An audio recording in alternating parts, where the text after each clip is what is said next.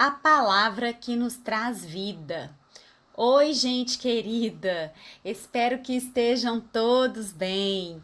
Meu nome é Andreia e hoje nós daremos início ao estudo do livro de Salmos.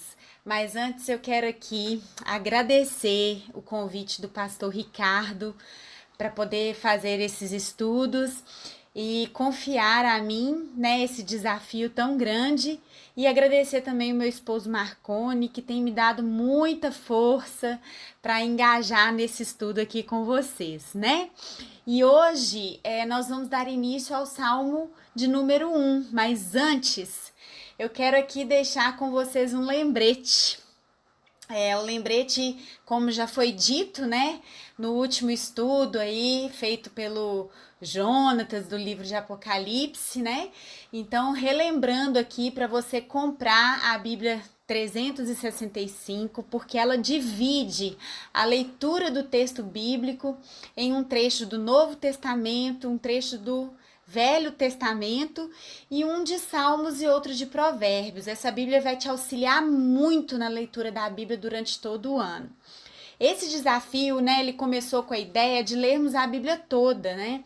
Então, a partir de hoje você vai ler um capítulo de Salmo por dia. E nós vamos enfatizar um trecho do capítulo lido através de um breve estudo da Bíblia feito por aqui. Lembre-se também dos estudos da Bíblia lá em Lagoinha Castelo, e você também pode acessar as plataformas digitais que estão vinculadas à nossa igreja, Lagoinha Castelo, né? E verificar os dias e os horários dos estudos que estão sendo realizados, bem como os horários da escola dominical aos domingos, né? De manhã e à tarde, e também os horários das reuniões, para que você esteja em constante comunhão e aprendizado, tá bom? E hoje, então, nós vamos introduzir o livro de Salmos. Este livro de Salmos, gente, é o maior livro da Bíblia, contendo 150 capítulos. O principal destinatário é Deus. Afinal, né, nós estamos falando das orações. Há livros que retratam Deus falando ao ser humano, como por exemplo o livro de Êxodo. No livro de Salmos, porém, é o indivíduo que se dirige a Deus. A razão pelo qual o povo cristão é atraído para os Salmos é que eles falam a linguagem universal da alma humana. O livro de Salmos foi o inário divinamente inspirado para a adoração pública do Israel antigo a Deus. A gente vai ver isso lá no livro de 1 Crônicas, no capítulo 16. O livro de Salmos era lido e também cantado de tal forma que penetrava, né, a mente e a imaginação do povo, como somente uma música pode fazer. Você já percebeu quando você fica com uma música na cabeça, como que ela penetra mesmo a nossa mente? A gente fica lembrando daquela música o dia inteiro? Pois é, por isso que o livro de Salmos ele era cantado, né, naquela época, e penetrava mesmo na mente do povo, né? E o próprio Jesus amava os Salmos. Ele muitas vezes o citou e ele mesmo aplicou alguns desses salmos à sua própria vida. Jesus era o filho e senhor de Davi, como ele disse em Mateus, no capítulo 22, do 41 ao 43. E retoma isso ao Salmo 110, no versículo 1. E quando a gente começa a estudar o livro de Salmos, nas escrituras e na história, a gente depara com Lutero. E Lutero chamou o livro de Salmo de Bíblia em miniatura. E por que ele disse isso? Porque o livro de Salmo dá uma visão geral da história da salvação, desde a criação, passando pela entrega ali da lei, né, no Monte Sinai, e o estabelecimento do tabernáculo e do templo, e o exílio por causa da infidelidade né? E aponta também para adiante, para a redenção messiânica vindoura e a renovação de todas as coisas. Trata das doutrinas da revelação, como a gente vai ver lá em Salmo 19. Trata de Deus, né? Salmo 139, um exemplo, né, da natureza humana também, Salmo 8, e também trata do pecado, como por exemplo, Salmo 14. Portanto, a proposta é a gente ler um capítulo por dia de Salmos, e hoje nós vamos iniciar, como eu havia falado, o capítulo 1.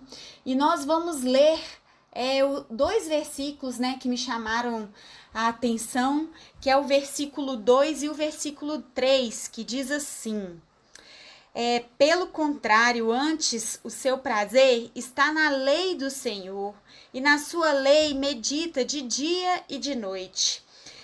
Ele será como a árvore plantada junto às correntes de água, que dá o seu fruto e no tempo certo, e cuja folhagem não murcha.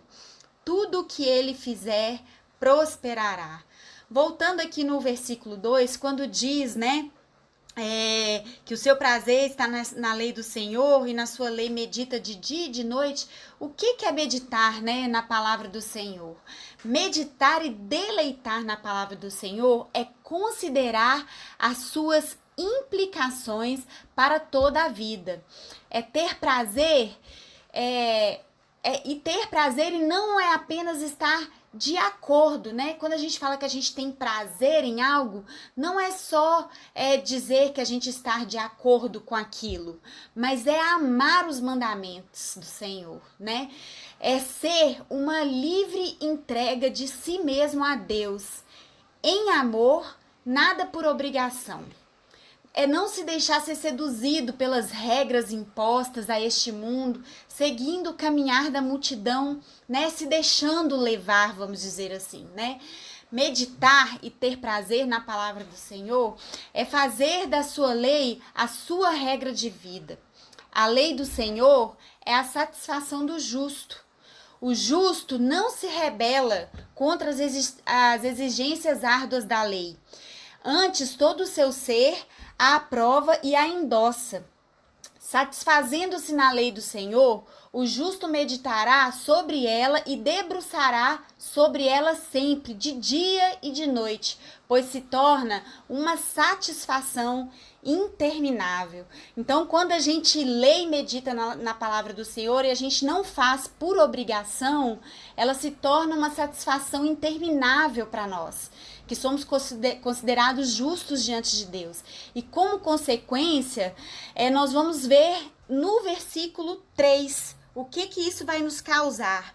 Ele será como a árvore plantada junto às correntes de água, que dá seu fruto no tempo certo, cuja folhagem não murcha, e tudo o que fizer prosperará. Essa é uma metáfora, né, muito comum na Bíblia. Independente de qual for o tipo de árvore, ela sempre será frondosa, dará frutos e terá uma folhagem verde, mesmo sob o calor desgastante do sol ou em fortes tempestades. Pois assim como a árvore tira o alimento da água e da terra por meio de suas raízes, o justo, por meio de sua meditação diária na palavra de Deus que nos traz vida, vai refrigerar e reabastecer a sua alma em Deus. Como foi dito anteriormente, o livro de Salmos é a nossa oração diretamente a Deus, a nossa direção a Deus. E na palavra de Deus, você, assim como eu, encontraremos o Senhor, que é a fonte de conceder alegrias e conselhos. Do Senhor vem a alegria e Ele a é. Nele está a água viva que nos nutre e nos faz prosperar nas nossas ações, dando frutos no tempo certo. No Senhor está a nossa recompensa. Então, querido, diariamente, traga ao seu coração essa verdade de que você pode, em fé, ter atitudes de ordenar os seus pensamentos ao descanso do Senhor, meditando na palavra que traz vida, a palavra que é a água que nos nutre, que te nutre. Crer que Deus tem o tempo certo para te fazer dar os frutos. Que eu e você possamos juntos buscar meditar nessa palavra que nos traz vida, com Ele, junto dele e para Ele, sempre e sempre. Que Deus nos abençoe.